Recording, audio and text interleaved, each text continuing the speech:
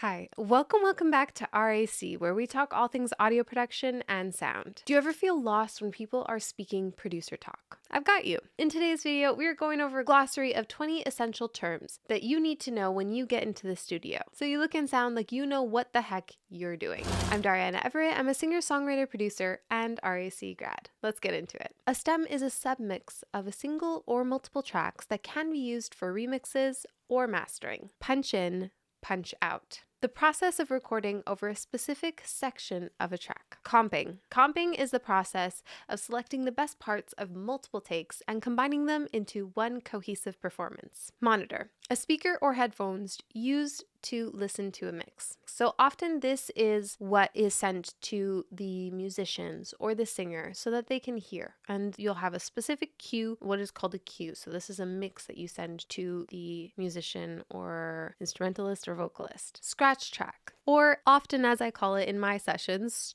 scratch track season, because it's a whole season of it. But basically, scratch tracks are a rough recording used as a placeholder for the final performance. So this is often where you just jot your ideas down, test out your performance ideas, and see how you want to do the final take. For me, scratch tracks are such a great way to work because initially when you start to record vocals, it kind of relieves the pressure of getting the perfect vocal take right away, because you know you're not going for perfect right away. You're going to get the idea down. Bus. A bus is a channel in a mixing console used to group multiple different tracks together, or a virtual channel used to route a signal within a DAW, which is a digital audio workstation. Click track. A click track is a metronome-like sound used to keep musicians in time. A high pass or low pass filter. So a high pass filter allows the high frequencies to pass, whereas a low pass filter allows the low frequencies to pass. Clip. So clipping is when an audio signal exceeds its maximum level and thus creates distortion. So it's definitely something you want to avoid. So clipping is not good.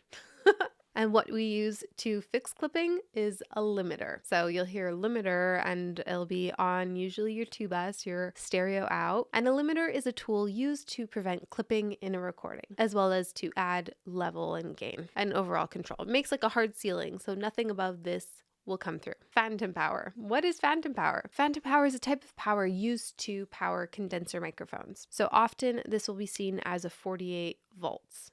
Or a 48V, and this just means it's sending 48 volts to the condenser microphone. And phantom power is something that you do not want to use on a ribbon microphone because it'll ruin it. Little tip.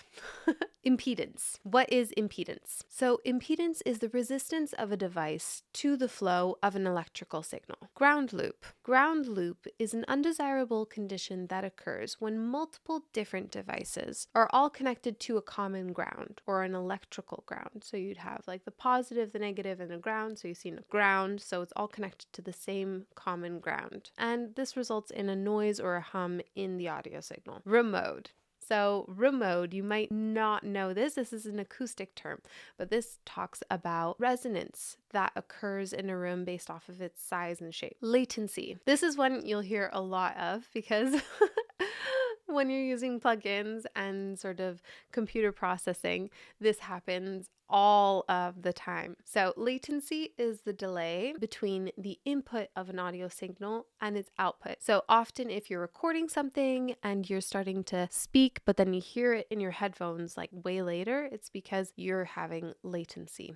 And to fix this, often you'll have to set your buffer to a specific time and or have some sort of delay compensation, which you can do within your DAW. VST. Virtual Studio Technology. In other words, it's a software interface that adds plugins to your DAW. Quantization, or to quantize something. This is something you'll hear a lot in hip hop, pop, house, anything that's really on the grid. So basically, it's the process of aligning the rhythmic elements of your song to a grid. And this really means that it sounds super, super tight. It's in the pocket. It's completely on the grid. So you hear this in pop, in hip hop, in any sort of electronic dance music where it's like 4 on the floor. It's all super, super tight. So this is the process of quantization. What you do is you just select all the different elements you want to then set to the grid, and a pad. We might think of this as like a synth pad or whatever. But I'm not actually talking about that type of pad. I'm talking about another type of pad. So what is a pad? A pad is a switch or a setting on your microphone, your amp, or an external device. And this can allow you to lower the volume of the signal by a set amount, either like 10 dB or 20 dB. And so you'll see this on the back of microphones, on your amp, or even you have an external device that you can get as a pad. Like you have inline preamp that boosts the signal, you can have ones that reduce the signal. And this is great for, let's say you're recording drums, a kick, and it's really, really loud, or a trumpet, or something with like a high transient, where just every time the transient comes in, so transient is when you're at the beginning of a sound, and that then shoots up and it murders the sound. So sometimes having pads are very, very helpful with loud signal sources or very sensitive microphones. Phase cancellation. So what is phase cancellation? Phase cancellation is the audio phenomenon where waves of multiple different tracks work against each other to eliminate certain frequencies. The resulting sound is flat, thin, or dull. And one of the most common ways that we hear it is, let's say you have a sound source and you record it from two different angles, like a snare. This is the most common scenario. We have it in the snare or overheads, but let's just use the snare. You have a top of the snare and the bottom of the snare. So these are two microphones taking the same sound source. You're getting the same sound, but they're happening at different times. And because of the angle, they basically will cancel each other out because you're getting the inverse of the top signal. So what you have to do is use something that's like a circle and there's a line through it. This button you can find on EQs, different plugins. You have a plugin that's just a phase inversion. You have a hardware that you can use the button. But yeah, that symbol, like that, you click on it and highlight it and it basically inverts the signal. So then it does a phase inversion and allows your signals not to cancel each other out. Gain staging. Gain staging is the process of managing all of the volume levels within a project for the purpose of achieving the cleanest mix possible. Gain refers to volume, which is measured in decibels, aka dBs. That's it for this video. I hope it helps with you feeling a little bit more at ease and confident when you're heading into the studio. If you like this video, feel free to like, share, and subscribe. We come out with new content every week. I'll see you in the next one. Bye.